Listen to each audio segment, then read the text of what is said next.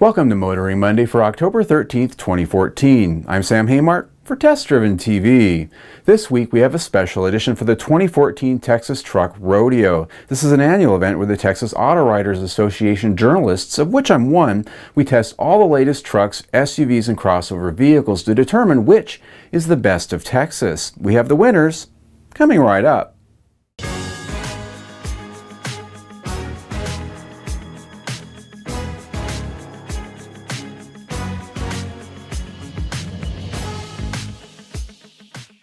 The 2014 Texas Truck Rodeo is held just outside of San Antonio, Texas at the Canibbe Ranch. It was 2 days of testing with 75 different vehicles from 18 brands. It's a great way for us to test and award these vehicles the best of Texas. Now, these are awards that are very highly coveted by the automakers because it gives them big-time bragging rights. So let's get started.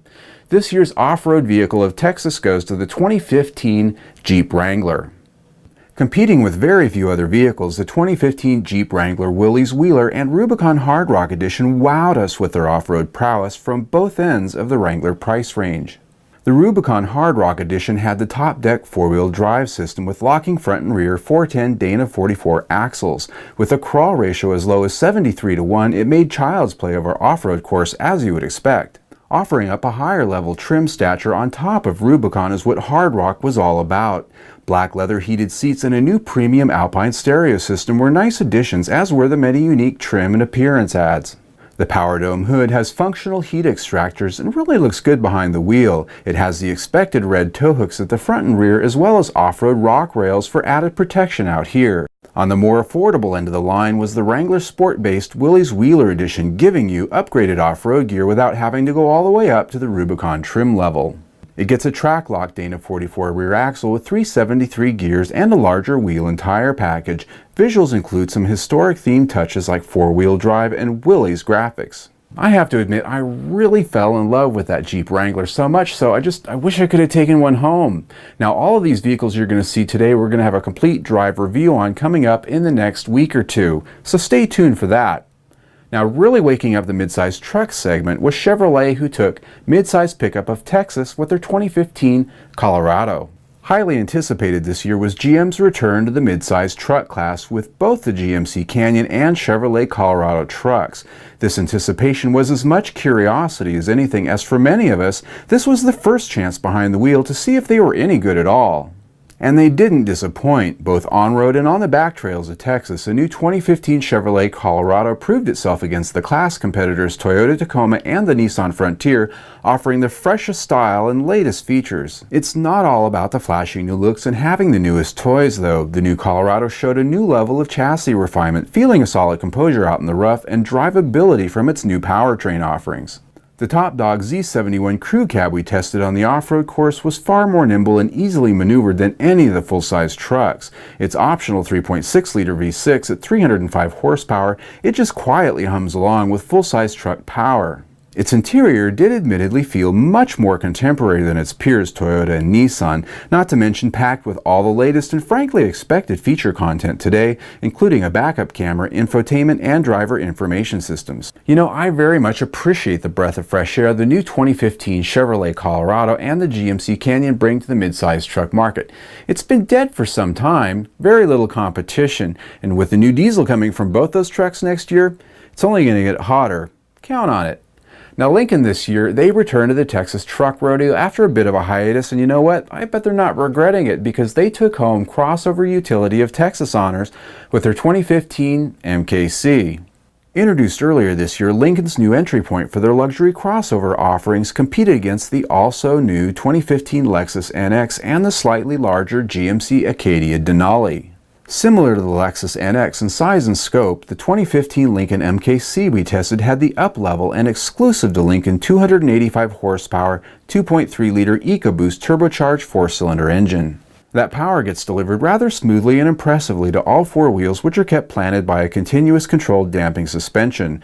Drivers can choose their drive modes from Sport, Comfort, and Normal in ride character. While the drive experience was indeed impressive and refined, the interior is really where Lincoln makes a story with their new MKC.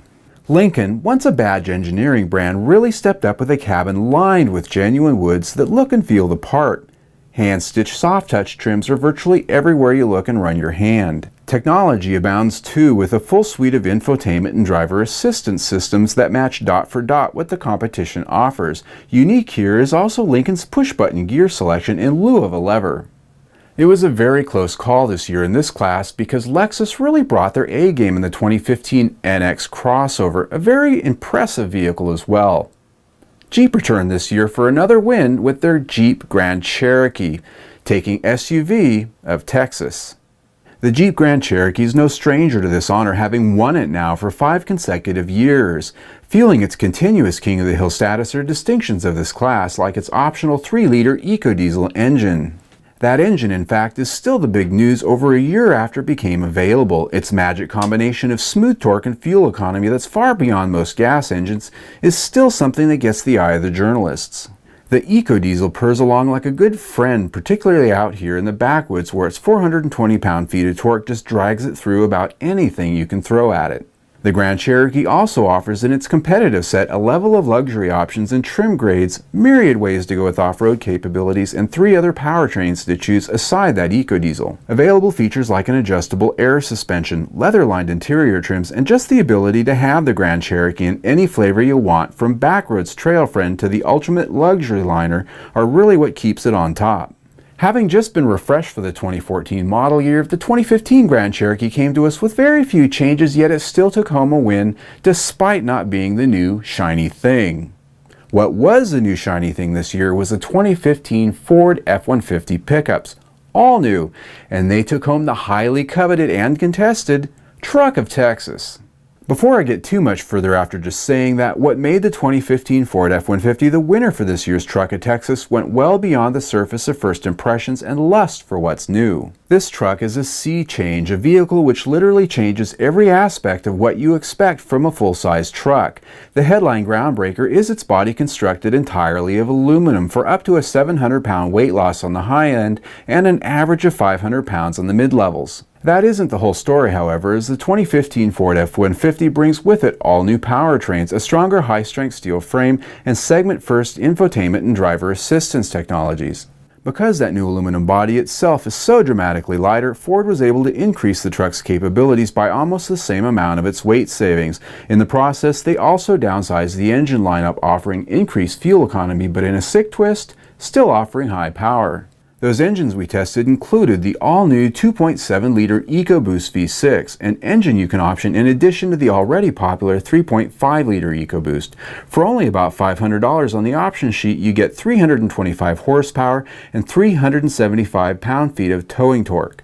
Add new engines to a host of new driver-serving technical features like a 360-degree camera system, which really does make life easier behind the wheel.